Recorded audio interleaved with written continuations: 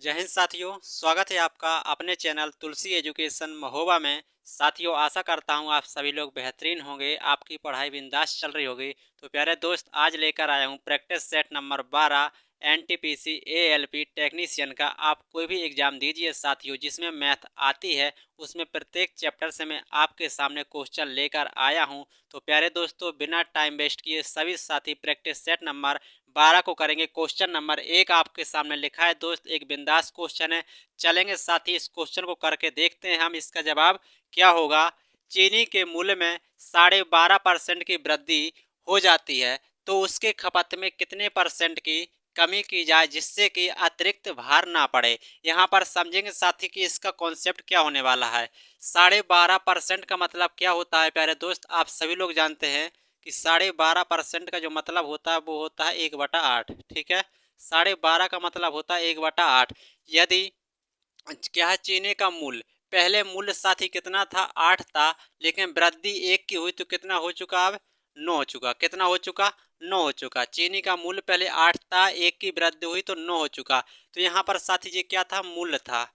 तो मूल्य और खपत में साथी जस्ट उल्टा संबंध होता है। कैसा होता है, उल्टा होता है। यदि 8 9 का मूल्य था तो 9 8 का क्या होगा साथी, हमारा खपत हो जाएगा। ठीक है, और आपसे यही पूछ रहा दोस्त कि खपत में कितने परसेंट की कमी की जाए। तो खपत पहले 9 था, अब कितना है 8, तो कितने की कमी की जाए, आप कहेंगे साथी 1 की।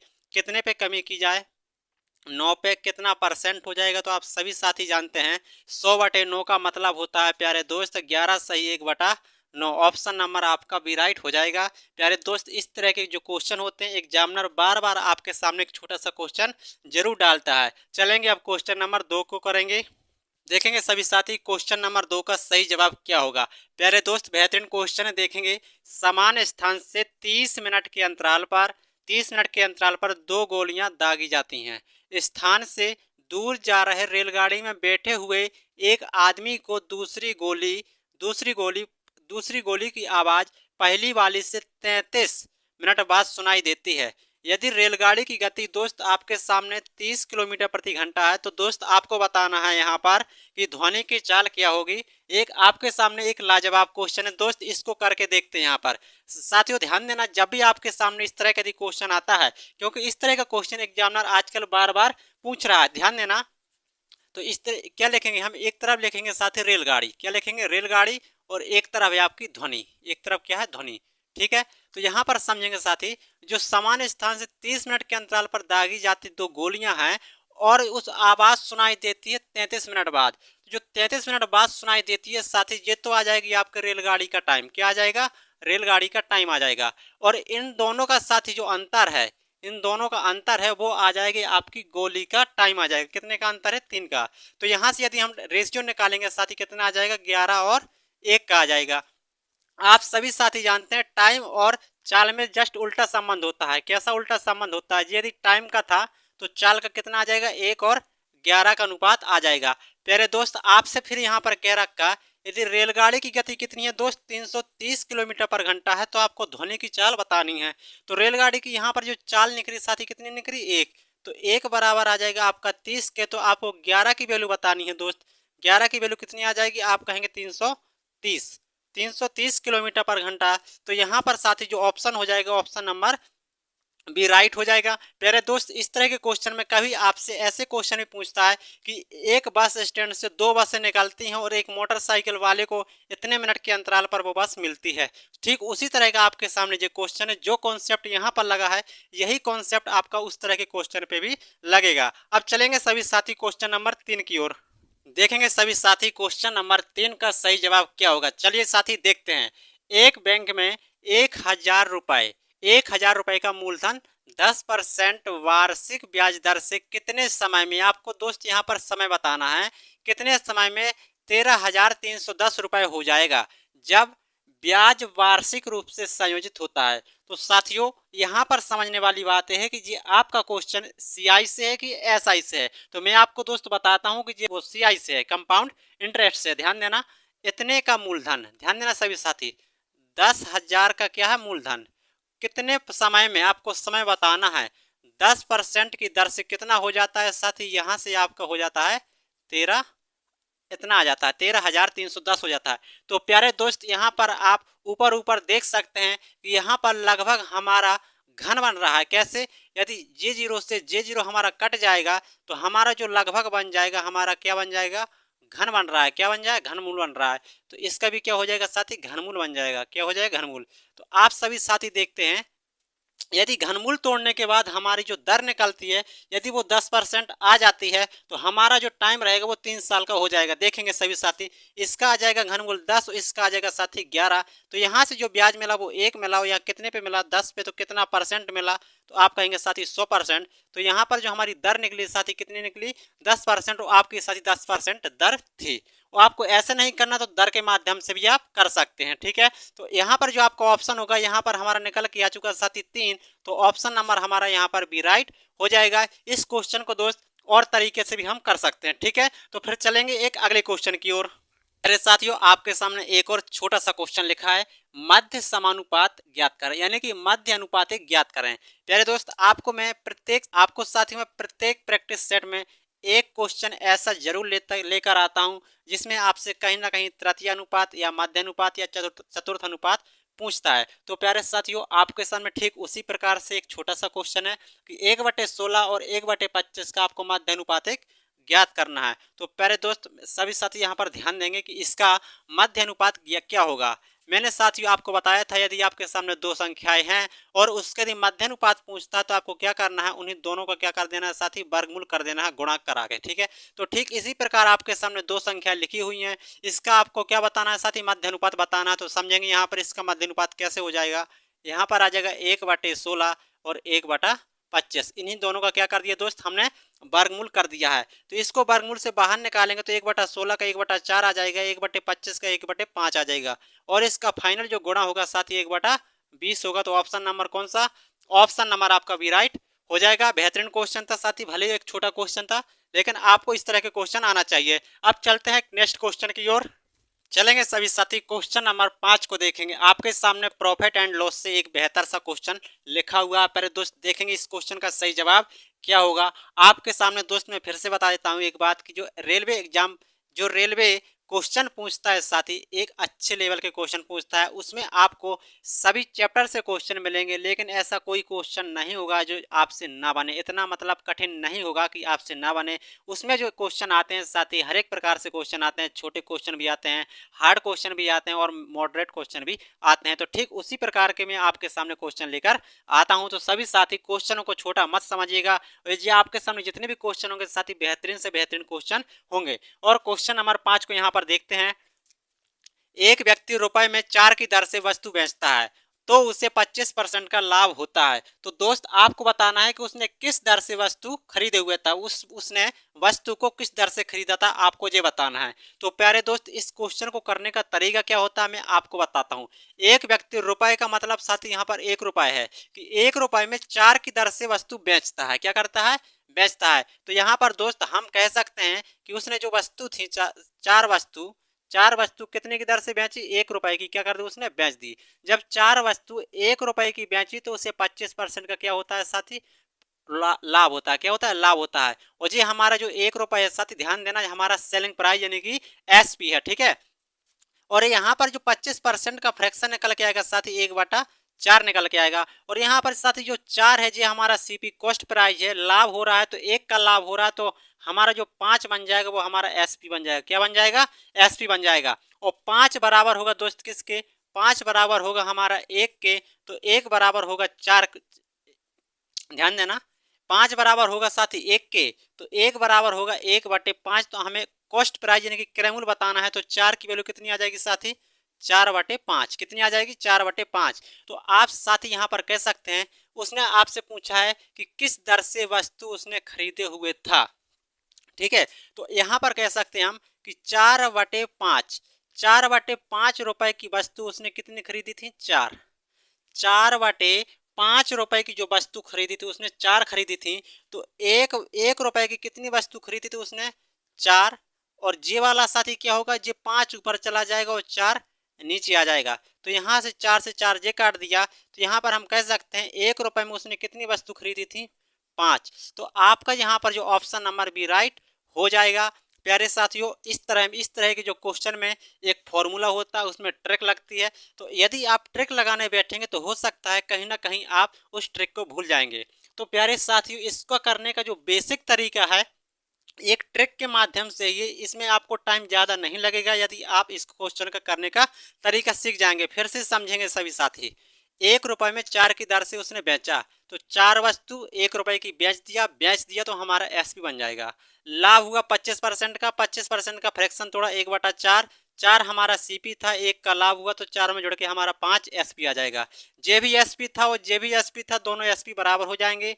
5 बराबर 1 के, 1 बराबर 1/4 के, तो हमें क्रय मूल्य निकालना है, तो 4 का गुणा करा दिया, तो 1 बराबर कितना आ जाएगा, 4/5 के। तो प्यारे दोस्त, हम कह सकते हैं कि 4/5 रुपए में उसने कितनी वस्तु खरीदी, 4। 4/5 रुपए में कितनी वस्तु खरीदी, 4। 1 रुपए में कितनी वस्तु खरीदी, एक एक नियम लगा दिए यहाँ पर साथियों। हमने कौन सा नियम लगा दिया, एक एक नियम। तो 1 रुपए में कितनी वस्तु, 5/4, 4 से 4 कट जाएगा और आंसर कितना आ जाएगा, 5। ऑप्शन नंबर आपका भी राइट हो जाएगा। अब चलेंगे सभी साथी क्वेश्चन नंबर नेक्स्ट की ओर।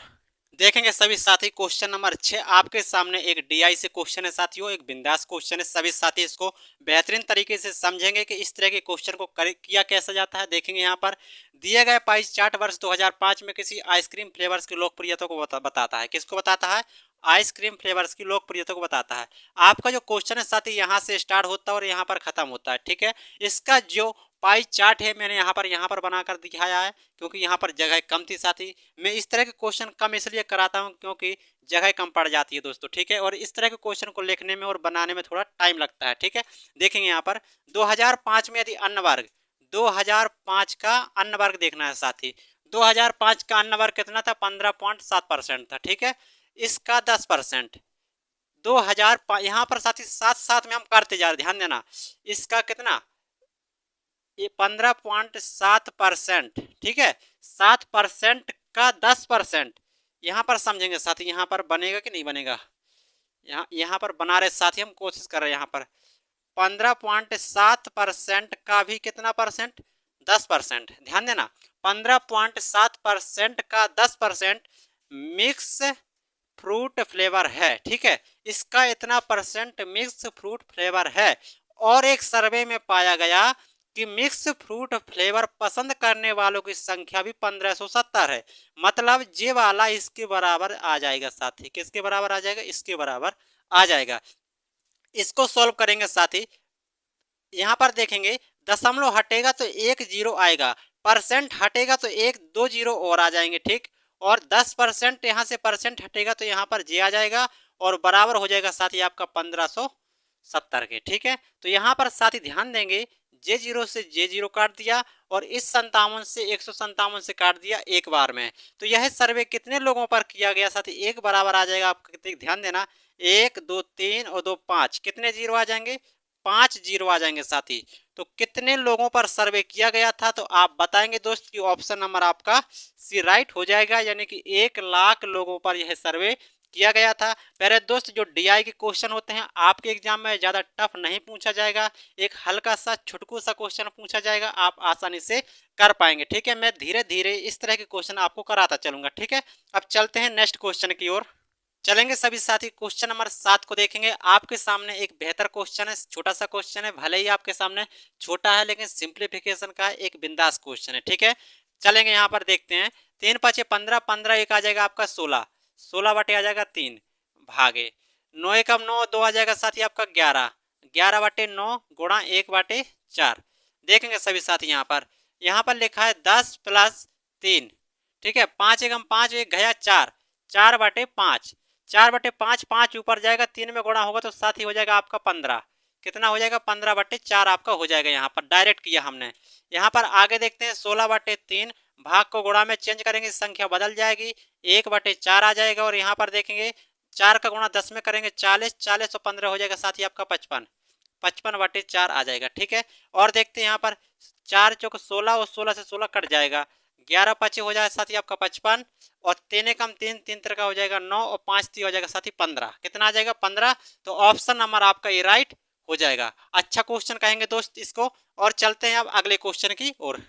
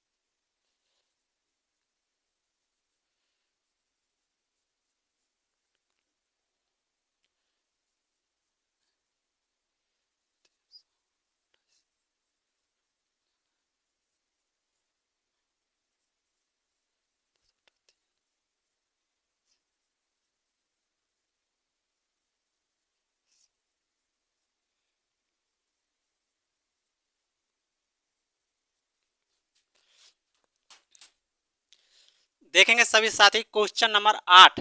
8 क्वेश्चन नंबर 8 को किस तरह से करेंगे सभी साथी यहाँ पर समझेंगे। ठीक है, 3.31 के ऊपर बार को P बटे Q के रूप में व्यक्त कीजिए, जहां पर Q नॉट इक्वल 0, यानी कि साथी आपका Q का मान 0 नहीं आना चाहिए।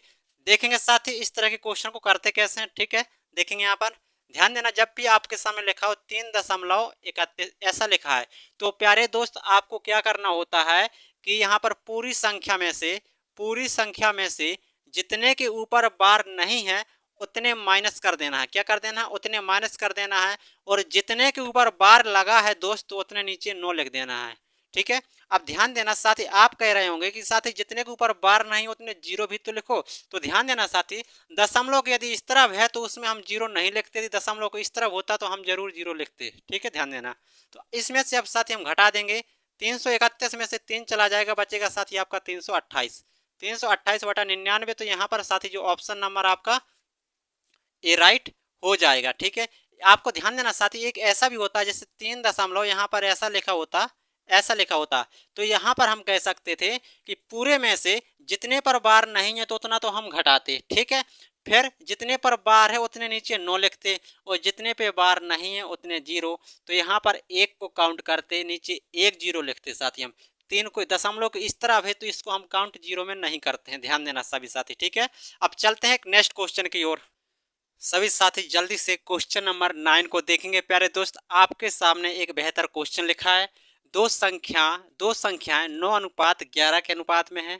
यदि उनका HCF यानी कि महत्तम समावर्तक आपका दोस्त 23 है तो दोनों संख्या में कितना अंतर है। दोस्त आसान क्वेश्चन है, करके देखते हैं यहाँ पर। ठीक है, यहाँ पर दो संख्याएं साथी कितनी है, 9 और 11, और इन दोनों का यदि हम मासा देखते हैं दोस्त कितना है, 23। तो यदि हम 9 और 11 का मासा देखेंगे तो यहाँ पर कह सकते हैं साथी ये सह अभाज्य संख्या है और इनका जो मासा होगा साथी कितना होगा, 9 और साथी 11 का जो मासा होगा साथी कितना होगा, 1, और 1 बराबर लिख सकते हैं हम 23। कितना लिख सकते हैं, 23, क्योंकि ये इसका क्या है, मासा है।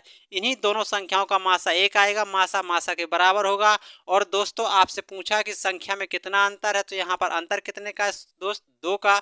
कितने का अंतर है, 2 का। जब 1 बराबर 23 के है तो 2 बराबर कितना हो जाएगा साथी, 46। कितना आ जाएगा, 46। तो ऑप्शन नंबर बी आपका राइट हो जाएगा। एक बड़ा प्यारा क्वेश्चन था साथी। अब चलते हैं क्वेश्चन नंबर 10 की ओर। सभी साथी देखेंगे क्वेश्चन नंबर 10 आपके सामने एक बेहतर क्वेश्चन है साथी।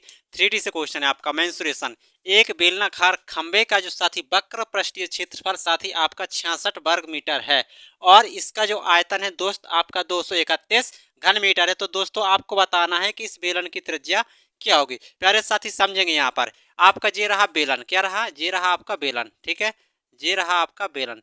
इसमें आपको साथी बताना है कि इसकी जो त्रिज्या है ये क्या होगी। ठीक है, यहाँ पर समझेंगे साथी। यहाँ पर दे रखा है बेलन का वक्र पृष्ठीय क्षेत्रफल क्या होता है साथी, 2πr/h। ये वक्र पृष्ठीय क्षेत्रफल होता है, कितना दे रखा है साथी, आपका दे रखा है 66। और इसका आयतन भी साथी दे रखा है, इस बेलन का आयतन भी दे रखा है, यानी कि πr² बराबर भी दे रखा है साथी कितना, 231। तो सभी साथी ध्यान देंगे, यदि आपके सामने दो दो वैल्यू दी जाती हैं तो दोस्त उसमें से आपसे किसी एक की वैल्यू पूछी जाती है, तो उस कंडीशन में आपको क्या करना होता है दोस्त, दोनों को क्या कर देते हैं हम, उसको अनुपात के रूप में लिख देते हैं। जैसे यहाँ पर लिखा है 2πr/h बटे πr²h, ये इनका मान कितना आ जाएगा, 66/231 आ जाएगा साथी। ठीक है, हम ऐसे क्वेश्चन को ऐसे हल करते हैं दोस्त। ठीक है, पाई से पाई कट जाएगा, एच से एच कट जाएगा, एक आर से एक आर कट जाएगा और 2 से ये कट जाएगा 66 33 बार में। ठीक है, तो यहाँ पर बचा साथ 1/r बराबर 33/231, कितना, 231। अब साथी यदि इससे हम इसको डिवाइड करते हैं तो ये पूरा साथी आपका 7 बार में कट जाएगा और r बराबर आ जाएगा साथी आपका 7। और आपसे दोस्त त्रिज्या ही पूछी थी, इसकी त्रिज्या क्या होगी, तो ऑप्शन नंबर आपका यहाँ पर सी राइट हो जाएगा। प्यारे साथियों आपका एक बिंदास क्वेश्चन था, मेंसुरेशन से क्वेश्चन था। तो साथियों आज का जो प्रैक्टिस सेट रहेगा आपका मात्र 10 क्वेश्चन का रहेगा, क्योंकि 15 क्वेश्चन ज़्यादा लंबी क्लास खिंच जाती थी। तो आज से साथी आपके जो NTPC की क्लास रहेगी उसमें मात्र 10 क्वेश्चन ही रहेंगे, और जो 10 क्वेश्चन रहेंगे साथी इम्पोर्टेंट क्वेश्चन ही रहेंगे साथी। तो आशा करता हूं दोस्तों आपको आज का प्रैक्टिस सेट नंबर कौन सा साथी, प्रैक्टिस सेट नंबर 12 आपको बेहतरीन लगा होगा। यदि साथी आप चैनल में नए हैं तो चैनल को सब्सक्राइब जरूर करें और वीडियो को अपने दोस्तों तक शेयर जरूर कीजिए, क्योंकि इस समय साथी ग्रुप डी की एग्ज़ाम चल रहे हैं। बहुत जल्द ही आने वाले दिनों में आपका रेलवे का और एग्ज़ाम भी होने वाला है। जैसे एएलपी टेक्नीशियन का सभी का फॉर्म भरा होगा और एनटीपीसी का सभी ने भर दिया होगा, तो साथ ही बहुत जल्द ही उसकी डेट भी आ जाएगी फरवरी मार्च तक। साथियों, आज की क्लास को यहीं पर समाप्त करते हैं, फिर मिलेंगे एक अगली क्लास में।